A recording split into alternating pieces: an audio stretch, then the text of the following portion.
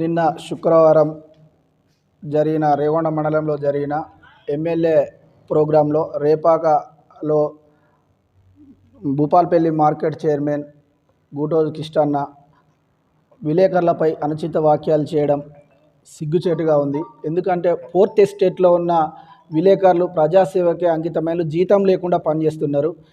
జీతం లేకుండా పనిచేసే వారిపైన మర్యాదగా మాట్లాడకుండా అనుచిత వ్యాఖ్యలు చేయడం బాధాకరంగా ఉంది.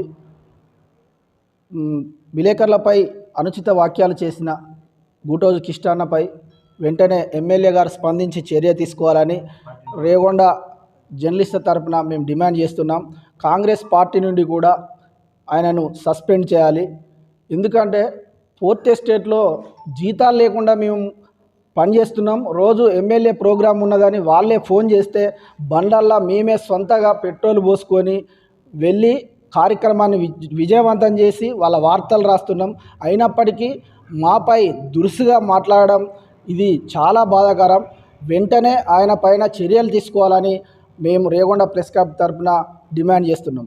చర్యలు తీసుకునే వరకు వాళ్ళ కవరేజీకి వెళ్ళిన విలేకరులపై మార్కెట్ కమిటీ చైర్మన్ కిష్టయ్య గారు దురుసుగా ప్రవర్తించడాన్ని ప్రెస్ క్లబ్ తీవ్రంగా ఖండిస్తుంది.